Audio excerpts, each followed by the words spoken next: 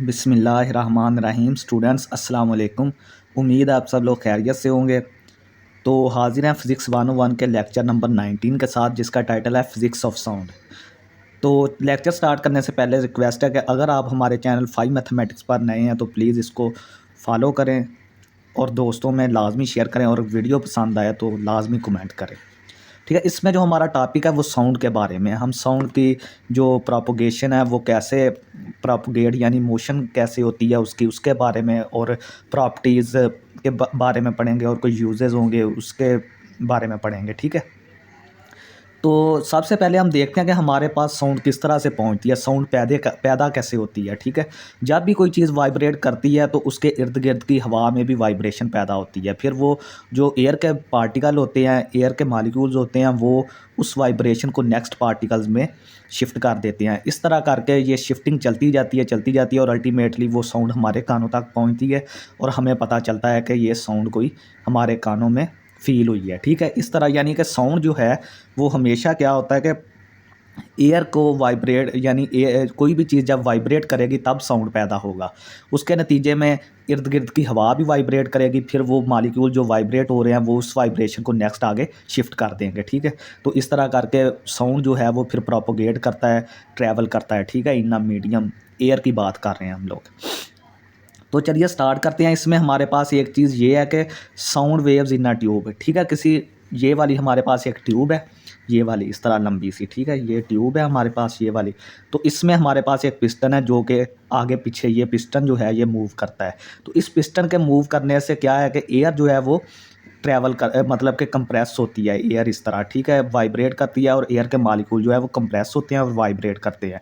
फिर जो next air की होती है मतलब मालिक्यूल्स होते हैं वो उनको आगे ट्रैवल हो जाती है। जो वाइब्रेशन थी वो उन नेक्स्ट को ट्रैवल हो जाती है, इस तरह आगे नेक्स्ट को और इस तरह आगे। तो ये इस तरह करके ये साउंड जो है इन अ ट्यूब पैदा होता है। वो प्रिंसिपल वही है कि इसकी वजह से, पिस्टन की वजह से साउंड के जो एयर के मालिक्यूल्स हैं वो वाइब्रेट करते हैं, फिर वो आगे नेक्स्ट शिफ्ट कर देते हैं वाइब्रेशन को, फिर आगे नेक्स्ट कर देते हैं, फिर आगे नेक्स्ट कर देते हैं। ठीक है, शिफ्ट। तो अब हम देखते हैं कि एक जो साउंड वेव है या कोई भी वेव है हम उसको किस तरह आइडेंटिफाई कर सकते हैं। साउंड वेव को हम जो है वो तीन चीज़ों से आइडेंटिफाई कर सकते हैं, जिसमें फ्रीक्वेंसी होती है, टाइम पीरियड होता है और एम्पलीट्यूड होता है। फ्रीक्वेंसी क्या होती है? फ्रीक्वेंसी हम पिछले चैप्टर में भी पढ़ के हैं, पिछले जो है ऑसिलेशन में। Frequency is the number of oscillations in 1 second. ठीक है, 1 सेकंड में जितने ऑसिलेशंस होते हैं या जो मतलब साइकिल जो बनते हैं, जितने वेव के साइकिल बनते हैं 1 सेकंड में, उसको हम फ्रीक्वेंसी कहते हैं। टाइम पीरियड क्या होता है? टाइम पीरियड में जो एक साइकिल के कंप्लीट होने का जो वक्त है उसको टाइम पीरियड कहते हैं।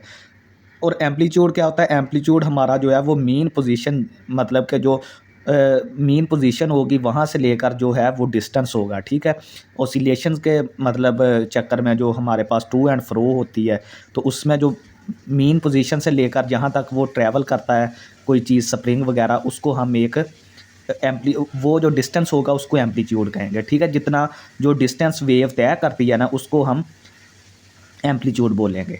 ठीक है, तो जनरेशन ऑफ साउंड कैसे होती है? Sound is produced when something vibrates. ये मैंने आपको बता दिया है। This vibration causes the particles of medium to move back and forth creating a wave that travels outward. ठीक है, जो वाइब्रेशंस पैदा होती हैं ना, वो जो मीडियम के पार्टिकल होते हैं उनको भी मजबूर करती हैं कि वो बैक एंड फोर्थ यानी कि आगे पीछे मतलब वाइब्रेट करें। ठीक है, तो इससे क्या होता है? इससे एक वेव क्रिएट होती है जो कि बाहर की तरफ आउटवर्ड का मतलब है बाहर की तरफ। जहाँ पे वो वाइब्रेशन हो रही है उससे वो बाहर की तरफ ट्रैवल करेगी जो वेव है। ठीक है, जिस तरह आपने देखा होगा कि अगर हम किसी तालाब में कोई पत्थर फेंकते हैं तो वहाँ पे वेव जो हैं वो इस तरह करके बाहर की तरफ निकलना स्टार्ट करती हैं। ठीक है, जहाँ पे पत्थर फेंका गया था वो पानी वहाँ से वो वाइब्रेट करता है, फिर वो नेक्स्ट आगे जो वाटर मालिक्यूल्स हैं उनको शिफ्ट होता है। इस तरह करके वेव जो हैं वो ट्रैवल करती हैं। तो इस वजह से जो तालाब के ऊपर जो पत्ते वगैरह होते हैं, कोई इस तरह की चीज़ें होती हैं, वो भी हमें हिलती हुई दिखाई देती हैं। तो इसका मतलब ये है कि वेव जो हैं वो एनर्जी को ट्रांसफ़र भी करती हैं। वेव जो हैं वो एनर्जी को एक जगह से दूसरी जगह भी लेके जाती हैं। तो नेक्स्ट हम चलते हैं कि इसकी क्या एग्जांपल्स हैं। Vibrating guitar string. Guitar string देखेंगे वो आपके पास वो लगी होती हैं तारें सी गिटार में लोहे की, ठीक है? उनमें कुछ का जो होता है डायामीटर वो कम होता है, कुछ बारीक होती हैं, कुछ मोटी होती हैं, ठीक है? फिर उनका जो टेंशन होती है ना जहाँ पे वो बंधी होती हैं, वो टेंशन पे भी बहुत डिपेंड करता है कि आपकी ट्यून किस तरह की बज रही है, इस तरह सीन होता है उसमें ना, वो हम नेक्स्ट आगे जाके पढ़ेंगे। तो we can control a sound by amplitude and frequency control. अब वो कह रहा है कि हम जो साउंड को है ना वो उसके एम्पलीट्यूड और फ्रीक्वेंसी से कंट्रोल कर सकते हैं। जिस तरह हमारे पास एक अगर सिग्नल जनरेटर हो और साथ उसके एम्पलीफायर हो और स्पीकर लगा हो, ठीक है? ये एक ऑपरेटर्स है, ये आप उसमें एलएमएस वाले लेक्चर्स में देख सकते हैं। वो सार उसकी फ्रीक्वेंसी कम करते हैं, ज़्यादा करते हैं, एम्पलीट्यूड को कम करते हैं, तो वो साउंड्स में है ना डिफरेंस पैदा होता है। जिस तरह अगर आप फ्रीक्वेंसी कम करेंगे तो फिर भी साउंड में डिफरेंस आएगा, ज़्यादा करेंगे डिफरेंस आएगा, एम्पलीट्यूड को कम ज़्यादा करेंगे वो भी साउंड में डिफरेंस आएगा, ठीक है? फिर अब वो ऊपर छोटे-छोटे दाने रख के स्पीकर के ऊपर चेक करते हैं कि ये वाक़ई वाइब्रेशन हो रही है, ठीक है? क्योंकि हमने पढ़ा है कि साउंड जो है वो वाइब्रेशन से पैदा होता है। तो जब वो स्पीकर के ऊपर छोटे-छोटे दाने रखते हैं तो वो वाक़ई जो है वाइब्रेशन की वजह से ऊपर-नीचे ट्रैवल करते हैं, जो वो छोटे-छोटे दाने होते हैं। तो इसका मतलब ये है कि वाक़ई जो स्पीकर है उसमें वाइब्रेशंस पैदा हो रही होती हैं। तो ये जो बेसिकली ये जो लेक्चर है ना ये ज़्यादातर थ्योरेटिकल नहीं है, मतलब इसमें हमारे पास ज़्यादातर जो है प्रैक्टिकल्स बहुत ज़्यादा हैं, ठीक है? उस साउंड को, उनकी वेव्स को समझने का ये वो ज़्यादा चीज़ें हैं, ठीक है? तो ये पेपर पॉइंट ऑफ व्यू से भी इतना अहम नहीं है, बस 1-2 टॉपिक हैं इसके, वो आप ज़रा अच्छी तरह से देख लीजिएगा। नेक्स्ट हम देखते हैं कि speed of sound, its units are watts per centimetre cube, ठीक है? जो साउंड है वो भी एक किस्म की एनर्जी है, तो एनर्जी के लिए हम वाट्स इस्तेमाल करते हैं पर सेंटीमीटर क्यूब, ठीक है? पर सेंटीमीटर क्यूब का क्या मतलब है कि एक ख़ास वॉल्यूम में कितनी एनर्जी ट्रांसफ़र हुई है, हम उसको साउंड के ज़रिए जो है वो मेजर करते हैं। कि अगर हमारे पास कोई वॉल्यूम हो, हम उसमें चेक करेंगे कि कितनी एनर्जी जो है वो ट्रांसफ़र हुई है, तो इस वजह से इसके जो यूनिट्स हैं ना वो वाट्स पर सेंटीमीटर क्यूब है, ठीक है? वाट्स जो एनर्जी के होते हैं और सेंटीमीटर क्यूब वॉल्यूम के होते हैं। नेक्स्ट हमारे पास है डेसिबल्स। डेसिबल्स क्या है? ये एक ऐसा यूनिट है जिसके ज़रिए हम डिफरेंट साउंड्स की इंटेंसिटी को मेजर करते हैं या कंपेयर करते हैं, ठीक है? ये वो यूनिट है जिसके ज़रिए हम साउंड की डिफरेंट इंटेंसिटी क्या होती है? शिद्दत को, कि साउंड कितना ऊंचा है, कितना लो है, इस तरह हम कंपेयर करते हैं, ठीक है? तो वो हमारे पास क्या होती है कि आई नॉट हमारे पास है कि जो थोड़ी से थोड़ी साउंड, मतलब एक इंसानी नॉर्मल ह्यूमन ईयर जो सुन सकता है ना वो ये है 10⁻⁻12 वाट पर सेंटीमीटर क्यूब। ये एमसीक्यूज़ में भी आएगा, ठीक है? कि नॉर्मल इंसानी कान कम से कम कितनी इंटेंसिटी की साउंड सुन सकता है, ये वाला आ जाएगा। और आर जो है वो हमारा relative intensity of speed sound I, ठीक है? यहाँ पे जो आई है वो हमारे पास जो गिवन साउंड होगा जिसको हमने कंपेयर करना है वो हमारे पास उसकी इंटेंसिटी आई होगी। तो इसका फार्मूला ये होता है L = 10 log base of 10 I over I not, ठीक है? ये फार्मूला है, इस तरह से हम इसको कंपेयर कर सकते हैं। ये जो हमें गिवन एक 10⁻⁻12 वाली रीडिंग दी गई है, हम इसके साथ दूसरे साउंड्स की इंटेंसिटी को कंपेयर करते हैं, फिर हम देखते हैं कि उसका साउंड लेवल क्या है, कितने डेसिबल साउंड लेवल है, ठीक है? तो विस्पर, अब कुछ हमने ये नीचे लिखी हुई हैं कि कौन सी चीज़ की कितनी डेसिबल जो है वो इंटेंसिटी है। तो हम देखते हैं कि जब हम किसी के कान में सरगोशी करते हैं, विस्पर करना, तो उसकी जो इंटेंसिटी होती है वो 30 डेसिबल होती है और ये वेरी सॉफ्ट होती है, इसका बहुत नरम होती है, कोई इसका कानों पर असर नहीं होता, ये वो बिल्कुल सॉफ्ट होती है। और नॉर्मल कन्वर्सेशन, जो हम नॉर्मल गुफ्तगू करते हैं, बातचीत करते हैं आपस में, उसकी होती है 60 डेसिबल। तो ये भी कंफर्टेबल है कानों के लिए, ये भी आरामदेह या नुकसानदेह नहीं है, ठीक है? ट्रैफिक नॉइज़, ट्रैफिक का जो शोर होता है वो 80 डेसिबल होता है, तो ये लाउड है कानों के लिए, ये लाउड है, ये मतलब थोड़ा सा कर सकती है, कुछ पेचीदगियाँ कानों के लिए क्रिएट कर सकती हैं, ठीक है? तो जेट इंजन जो है वो हमारा 140 डेसिबल का होता है। जेट इंजन का जो साउंड इंटेंसिटी है वो 140 डेसिबल है और ये पेनफुल टू ईयर्स है, ठीक है? तो ये कानों के लिए बहुत ज़्यादा नुकसानदेह है। तो हम अब देखते हैं कि डिफरेंट टाइम लेवल्स पर क्या हमारे पास जो आती है, इसकी वेवलेंथ भी अब निकालेंगे साउंड की और मुख्तलिफ़ चीज़ें थोड़ी सी देखेंगे कि एट टाइम t = 0 पे हमारे पास एक फंक्शन है y x ऑफ t, ठीक है? ये यहाँ पे टाइम है और ये x इसका डायरेक्शन है कि ये एक्स डायरेक्शन में हम बात कर रहे हैं, ये टाइम टी ज़ीरो है। तो Y is equal to X comma zero, time T zero था, ज़ीरो पुट कर दिया। तो यहाँ पे जो साउंड की वेव बनेगी वो इस तरह की होगी, वाई एम जो कि एम्पलीट्यूड है, और sine 2 pi over lambda, lambda यहाँ पे वेव लेंथ है। v इज़ इक्वल टू होता है एफ लैम्डा, ठीक है, ये आपने ज़हन में रखना है, v is equal to F lambda, ये फार्मूला होता है। तो यहाँ से आप लैम्डा निकाल के नीचे एफ ले जा सकते हैं, ठीक है। वेव लेंथ होती है, और जो वेव की लेंथ होती है, जो वेव प्रोड्यूस्ड होती है ना साउंड की वजह से, तो उसकी जितनी लेंथ होती है हम उसको वेव लेंथ बोलते हैं, और उसका फार्मूला होता है v is equal to F lambda. और यहाँ से आप लैम्डा किसके बराबर कर सकते हैं, v ओवर एफ के बराबर, ठीक है। ये भी लैम्डा किसके बराबर आ गया, v ओवर एफ के, ये भी MCQs में क्वेश्चन आ सकता है, ठीक है। साथ एक्स आ गया क्योंकि एक्स डायरेक्शन में हम बात कर रहे हैं, ठीक है। तो चलते हैं नेक्स्ट के एट टाइम टी, कोई टाइम टी है हमारे पास, ज़ीरो से हमने आगे ट्रैवल किया तो टाइम टी हो गया इन एक्स डायरेक्शन में। तो उसने टाइम टी में वी स्पीड ऑफ साउंड जो है उसको हमने वी बोला है, और टाइम टी में उसने जो डिस्टेंस कवर किया ना वो S is equal to V T आएगा, ठीक है।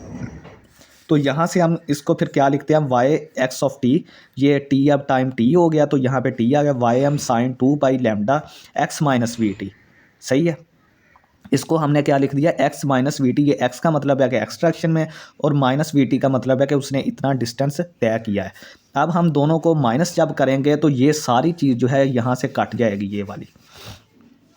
जब x ऑफ ज़ीरो और x ऑफ टी जो हम पीछे इक्वेशन पढ़ के आए हैं उसको और इसको हम जब माइनस करेंगे तो हमारे पास वहाँ से वी टी आ जाएगा जो कि लैम्डा के बराबर है, जो उसने वेव ने डिस्टेंस तय किया है, ठीक है।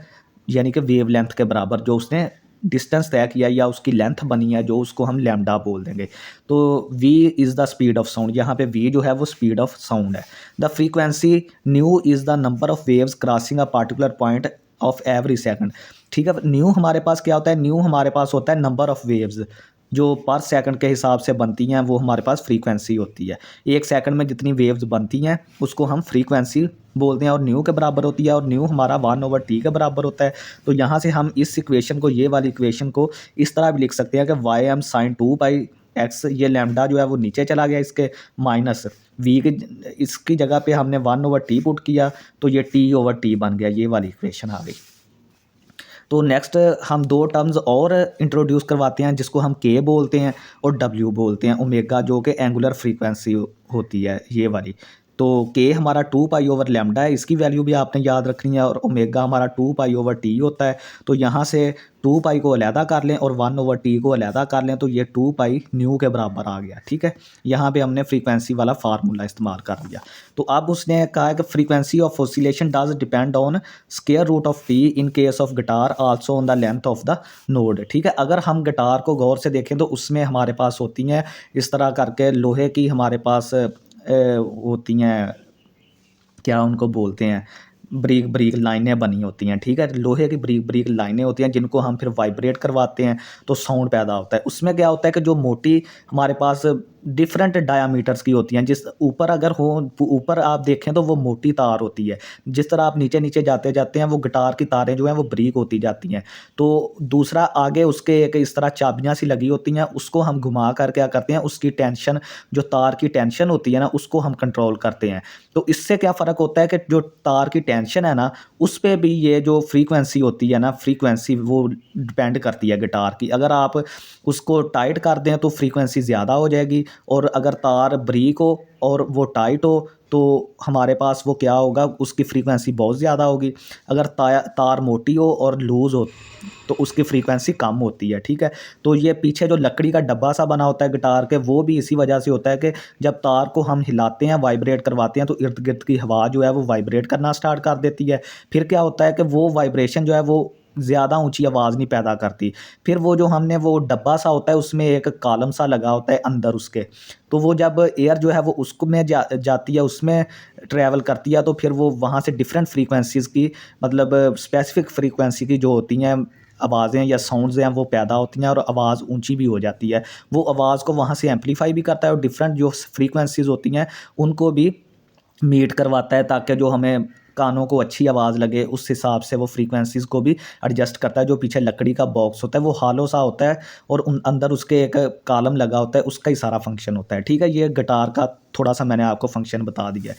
तो नेक्स्ट एक साइंसदान था जोसेफ फोरियर, उसने बोला था कि अगर आप साइन और कोसाइन की वेव्स को फॉर एग्जांपल पहले आपने साइन का ग्राफ, साइन टी का ग्राफ बनाया, वो कुछ और तरह से होगा, फिर साइन 2t का किया, उसमें चेंजिंग आ जाएगी, साइन 3t का किया, वो चेंजिंग आ जाएगी। अगर आप इन तीनों को sign T plus 2t 3t को आप ऐड करके इनके साथ कोई कॉन्फिशेंट 0.5 0.3 0.2 इस तरह कॉन्फिशेंट लगाए ना, तो ये अजीब सी एक वेव बनती है हमारे पास, साइन की और कोसाइन दोनों के लिए मैं बात कर रहा हूँ। मीन्स कि आप पहले साइन टी का ग्राफ बनाएं, फिर साइन 2t का, साइन 3t का, इस तरह करके आप जब ग्राफ्स को चेंज करते हैं और साथ इसके कोफिशिएंट्स लगाते हैं, यानी कि डिफरेंट एम्पलीट्यूड्स लगाते हैं, तो उनकी जो है वो डिफरेंट हमारे पास ग्राफ्स हासिल होते हैं। तो उस वजह से जोसेफ फोरियर जो था उसने बोला था कि आपके पास कोई भी किस्म की किसी भी किस्म की वेव हो तो आप उसको साइन और कोसाइन वेव्स में चेंज कर सकते हैं। और इसको हम किस सब्जेक्ट में स्टडी करते हैं, वो है फोरियर एनालिसिस। एक फोरियर एनालिसिस हमारे पास सब्जेक्ट है, तो उसमें हम जो है वो फोरियर सीरीज़ वगैरह ये वो उसमें हम कोई भी जो वेव होगी उसको साइन और कोसाइन की शक्ल में हम लिख सकते हैं या ट्रांसफॉर्म कर सकते हैं। ये है फोरियर एनालिसिस। अब डिफरेंट एक्सपेरिमेंट्स उन्होंने किए हैं, उसमें लेक्चर जो LMS वाला है, गिटार को प्ले किया, उसका मैंने आपको फिनोमिना बता दिया है कि कैसे काम करता है। सॉफ्टवेयर पे उन्होंने डिफरेंट जो साउंड्स हैं उसको प्रोड्यूस करके उसके उन्होंने एम्पलीट्यूड वगैरह, इंटेंसिटी वगैरह और जो ग्राफ्स बनते हैं फोरियर एनालिसिस में वो उन्होंने दिखाए हैं। वो अगर आप देखना चाहें तो वहाँ से देख सकते हैं। ठीक है, दूसरा है कि working of year. Working of year हमारा कैसे काम करता है, जो इंसानी कान है वो किस तरह काम करता है, वो इस तरह काम करता है कि सबसे पहले जो हमारा बाहर कान का हिस्सा नज़र आता है ना, उसको पिन्ना बोलते हैं, पिन्ना। ठीक है, उसके ज़रिए हम वो आवाज़ जो है हम उसके ज़रिए सुनते हैं। फिर आगे ईयर ड्रम एक लगा होता है, वो जब आवाज़ उस पर जाके पड़ती है तो वो ईयर ड्रम वाइब्रेट करना स्टार्ट कर देता है, और ये वाइब्रेटिंग जो आवाज़ होती है वो आगे 3 हड्डियाँ लगी होती हैं। एक मेम्ब्रेन से गुज़र कर ये आगे 3 हड्डियाँ लगी होती हैं जो कि उसको उसकी फ्रीक्वेंसी को चेंज करती हैं। आवाज़ जो आती है ना, वाइब्रेटिंग साउंड जो आती है, उसकी फ्रीक्वेंसी को चेंज करती हैं। फिर इस तरह करके आगे कॉकलिया लगा होता है, मेन फंक्शन कॉकलिया का होता है, उसमें फ्लूइड भरा होता है और यो कोनिकल शेप का, इस तरह करके स्पाइरल शेप का होता है, गोल गोल। ठीक है, तो वो क्या करता है, उस पर जब डिफरेंट फ्रीक्वेंसीज़ की आवाज़ें आके पड़ती हैं तो वो भी वाइब्रेट करना शुरू कर देता है, और फिर जो आवाज़ है वो मतलब हमारे दिमाग तक इन इलेक्ट्रिकल सिग्नल्स की शक्ल में, नर्व इम्पल्स की शक्ल में जाके हमारे दिमाग तक पहुंचती हैं, और वो फिर उसको सेंस करता है और वो आवाज़ हमें फ़ील होती है। ठीक है, ये 2-3 अंदर लगे होते हैं, ईयर ड्रम होता है, पिन्ना होता है और कॉकलिया होता है। इस तरह 3-4 पार्ट्स हैं कान के जो कि इसमें अहम किरदार अदा करते हैं। ये खैर थोड़ा सा मैंने आपको आइडिया दे दिया है, ये इतना अहम नहीं है। नेक्स्ट हम चलते हैं, हमारे पास बहुत ही अहम टॉपिक है डॉपलर इफ़ेक्ट। डॉपलर जो एक साइंसदान था उसने ये चीज़ ऑब्ज़र्व की थी कि जब साउंड सोर्स जो है, किसी अगर सोर्स से हमारे पास कोई स्पीकर है या कोई इस तरह की चीज़ है, उससे अगर कोई साउंड पैदा हो रहा है तो एक ऑब्ज़र्वर उसको सुन रहा है, तो अगर साउंड सोर्स या ऑब्ज़र्वर एक दूसरे की तरफ या एक दूसरे से दूर जा रहे हैं तो फिर उसका क्या इफ़ेक्ट होगा फ्रीक्वेंसी पर। इस तरह उसने ना एनालिसिस किया था एक ना। ठीक है, ये देखें, अब हम इसको पढ़ते हैं। मैंने आपको थोड़ा सा आइडिया दे दिया कि the Doppler effect occurs when there is the relative motion between the sound source and the observer. मैंने आपको यही बताया है ना कि डॉपलर इफेक्ट कब अकर होता है, जब रिलेटिव मोशन हो, यानी कि साउंड सोर्स भी मोशन कर ले या ऑब्जर्वर भी मोशन कर रहा हो। ठीक है, यानी कि साउंड सोर्स भी मूव कर रहा हो और ऑब्जर्वर भी मोशन कर रहा हो, मूवमेंट कर रहा हो, तो it causes the apparent frequency F dash. इसमें जो एपरेंट फ्रीक्वेंसी ना, एपरेंट फ्रीक्वेंसी कौन सी होती है, जो हमें महसूस होती है, लेकिन एक्चुअल में फ्रीक्वेंसी और होती है। जो असल फ्रीक्वेंसी होती है साउंड की वो और होती है, और एपरेंट फ्रीक्वेंसी वो होती है जो हमें मालूम होती है या ऑब्जर्वर को जो मालूम होती है, ऑब्जर्वर को जो फील होती है टू चेंज।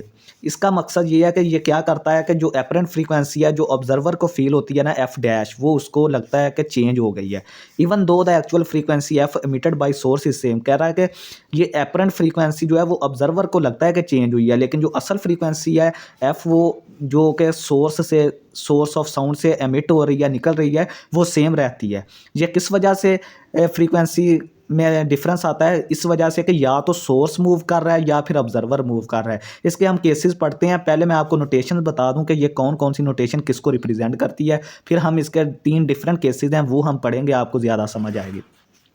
यहाँ पे फ्रीक्वेंसी है एफ, जो कि सोर्स जिससे साउंड पैदा हो रहा है ना, वो जो एक्चुअल उसकी फ्रीक्वेंसी है उसको हमने एफ बोला है। एफ डैश जो है फ्रीक्वेंसी, वो एपरेंट फ्रीक्वेंसी है जो कि ऑब्जर्वर को फील होती है। दूसरा वी है speed of sound in air, ठीक है, साउंड की स्पीड जो मीडियम में है उसको हमने वी बोल दिया। और वेलोसिटी ऑफ ऑब्जर्वर, अगर ऑब्जर्वर मूव कर रहा है तो इसका मतलब उसकी वेलोसिटी वी नाट होगी, अगर सोर्स मूव कर रहा है तो उसकी वेलोसिटी वी एस होगी। अब वो कह रहा है कि V naught is positive when observer moves towards source. कह रहा है कि अगर ऑब्जर्वर सोर्स ऑफ साउंड की तरफ मूव कर रहा है तो उसका साइन जो है वी नाट का वो पॉजिटिव होगा। अगर वी एस जो है वो पॉजिटिव तब होगी अगर सोर्स जो है वो ऑब्जर्वर की तरफ मूव करे, ठीक है। तो इसका जनरल फार्मूला जो होता है डोपलर इफेक्ट का वो ये होता है, F dash is equal to F into V plus V naught over V minus V S, ठीक है। तो यहाँ पर स्टूडेंट्स हम केस 1 लेते हैं। केस 1 में ऑब्जर्वर मूव कर रहा है सोर्स की तरफ, लेकिन सोर्स हमारा रेस्ट में है, सोर्स स्टेशनरी है। तो जब source is at rest so wavelength is same. जब सोर्स हमारा वहीं पे खड़ा सोर्स हमारा वहीं पे रहेगा तो उसका मतलब है कि उसकी वेवलेंथ जो होगी ना, जो पैदा होंगी वेव्स, साउंड वेव्स जो पैदा हो रही हैं सोर्स से, उनकी वेवलेंथ सेम रहेगी। वो सेम किस तरह रहेगी कि lambda is equal to V over F. If the observer moves, कह रहा है कि जब ऑब्जर्वर मूव करेगा toward source waves hit faster, ठीक है। जब एक बंदा वो सोर्स ऑफ साउंड की तरफ मूव कर रहा है तो जाहिर बात है कि जो वेव्स हैं उसको जल्दी हिट करेंगी, क्योंकि वो उनकी तरफ ही मूव कर रहा है, जिस तरफ से वो आ रही हैं उनकी तरफ ही अगर मूव कर रहा है तो उनको उसको जल्दी वेव जो है वो हिट करेंगी। इसका मतलब ये है कि frequency of the waves increases. Waves की फ्रीक्वेंसी जो है, फ्रीक्वेंसी क्या होती है, नंबर ऑफ वेव्स पर सेकंड। तो इसका मतलब है कि जब वो ज़्यादा तेज़ी के साथ वेव जो है वो उसको हिट करेंगी पर्सन को, तो उसका मतलब है कि उनकी फ्रीक्वेंसी जो है वो बढ़ जाएगी। तो अवे फ्राम सोर्स, अगर जो बंदा है वो अवे फ्राम सोर्स यानी कि दूर जा रहा है उससे, तो वेव्स हिट स्लोअर, यानी कि जो फिर वेव्स होंगी वो थोड़ी देर से उसको आके हिट करेंगी, क्योंकि वो अब दूर जा रहा है ना, तो फ्रीक्वेंसी उसकी डिक्रीज़ हो जाएगी। लाजमी बात है कि जब देर से हिट करेंगी तो उनकी फ्रीक्वेंसी जो है वो कम हो जाएगी। तो इसका मतलब ये है कि एफ डैश किसके बराबर आ गया, F V plus minus V naught over V. ये प्लस माइनस क्यों आया, ये अब हम इसको इस तरह भी लिख सकते हैं, F V plus V naught over V, F V minus V naught over V, ठीक है। नीचे था V S, minus V S भी नीचे आ रहा है ना, जो जनरल इक्वेशन है उसमें नीचे माइनस वी एस आ रहा है, लेकिन वो माइनस वी एस कैसे ख़त्म हो गया, क्योंकि हमारा सोर्स जो है ना वी एस, उसकी स्पीड जो है वो ज़ीरो है, क्योंकि वो तो स्टेशनरी है। तो ये वी प्लस और माइनस दो इक्वेशन इस वजह से आई हैं क्योंकि एक के लिए जो बंदा है वो सोर्स की तरफ मूव कर रहा है और वो प्लस वाली है, बल्कि वो माइनस वाली है, क्योंकि उसमें जो है वो माइनस हो जाएंगी, वेलोसिटीज माइनस हो जाएंगी, ठीक है। तो जो दूर जा रहा है उसके लिए ये प्लस वाली है, ठीक है। ये इस तरह से प्लस माइनस और दो इक्वेशंस, ये माइनस, इसमें ये चीज़ आएगी जो एपरेंट फ्रीक्वेंसी है वो इस लिहाज से चेंज हो जाएगी, यानी कि एपरेंट फ्रीक्वेंसी को अगर आप एक्चुअल फ्रीक्वेंसी को अगर आप इससे मल्टीप्लाई कर देंगे तो फिर ये चीज़ एपरेंट फ्रीक्वेंसी के बराबर आ जाएगी, ठीक है। ये प्लस माइनस इसलिए है कि एक केस में वो सोर्स की तरफ जा रहा है और दूसरे केस में माइनस की दूसरी तरफ जा रहा है। नेक्स्ट हम चलते हैं केस 2 की तरफ, source moving observer at rest. अब जो सोर्स है ना, जो स्पीकर है साउंड का, वो मूव कर रहा है और ऑब्जर्वर हमारा खड़ा है। इसके लिए now the source moves wavelength changes. इसके लिए अब क्या होगा कि जब सोर्स मूव करेगा ना तो वेव की लेंथ जो है वो चेंज हो जाएंगी। If the source moves toward observer, अगर वो सोर्स जो है वो ऑब्जर्वर की तरफ मूव कर रहा है तो वेव्स गेट कंप्रेस्ड।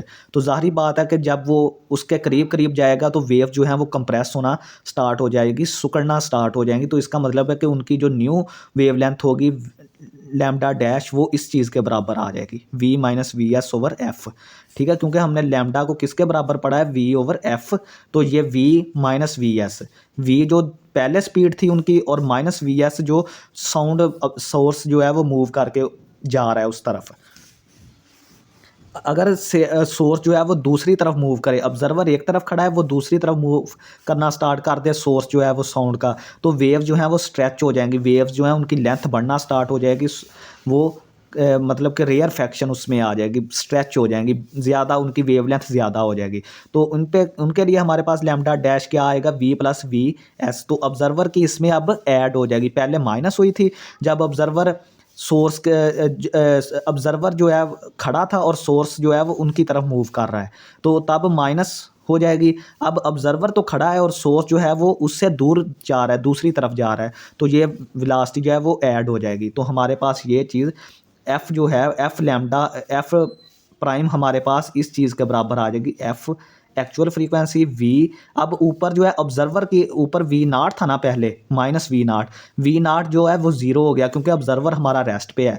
तो ये चीज़ हमारी V minus over plus V S, ये चीज़ हमारी न्यू फ्रीक्वेंसी जो है वो हमारी ये वाली आ जाएगी। ये देखें, ये इन इक्वेशंस की वजह से v माइनस वी एस, ये थोड़ा सा अलजबरा करें आप, ठीक है। ये जो एक्चुअल फार्मूला है ना ये वाला, इसमें आप ये दोनों वैल्यूज़ रखें नीचे नीचे की तरफ, ठीक है।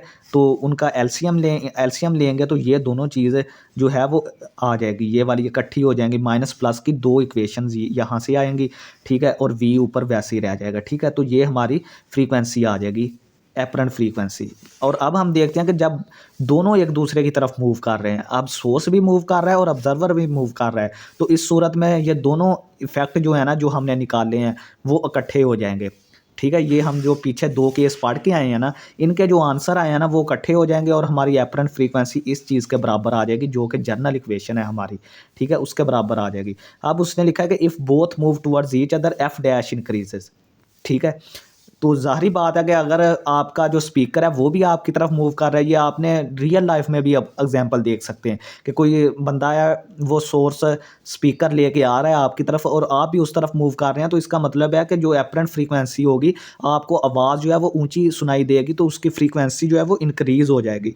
अगर आप दोनों एक दूसरे से दूर जा रहे हैं, ऑब्जर्वर भी दूर जा रहा है और सोर्स भी दूर जा रहा है, तो फ्रीक्वेंसी जो एपरेंट फ्रीक्वेंसी है वो कम हो जाएगी क्योंकि आवाज़ हमें थोड़ी सुनाई देगी, सही है। ये आप नॉर्मल लाइफ में भी देख सकते हैं। नेक्स्ट कुछ इसकी एप्लीकेशंस है साउंड की, कि साउंड वेव्स कहाँ कहाँ इस्तेमाल होती हैं। सबसे पहले होती है हमारे पास अल्ट्रासाउंड में, ठीक है। अल्ट्रासाउंड में हम बहुत ज़्यादा हाई फ्रीक्वेंसी की साउंड वेव्स इस्तेमाल करते हैं। उनका क्या काम होता है कि उनका यही काम होता है कि वो हमारे बॉडी में जाके डिफरेंट जो ब्लड्स हैं, वेसल्स हैं, हड्डियाँ हैं, हर चीज़ जो है ना वो उनमें ट्रैवल करती हैं, ठीक है। उनका मीडियम जो है वो अब एयर नहीं होता बल्कि वो हमारे बॉडी पार्ट्स होते हैं, उनमें वो ट्रैवल करती हैं। फिर वो वहाँ से लेकर जो डिस्टेंसेस वगैरह वो चेक करती हैं, फिर वो उनको कंप्यूटर पे प्लॉट कर देती हैं। डॉक्टर फिर उस हिसाब से देखते हैं कि अब क्या सीन है, क्या मर्ज़ है या कोई क्या बीमारी है, इस तरह वो उन चीज़ों से अल्ट्रासाउंड के ज़रिए देखते हैं। नेक्स्ट हम देखते हैं नेविगेशन ऑफ सबमरीन्स।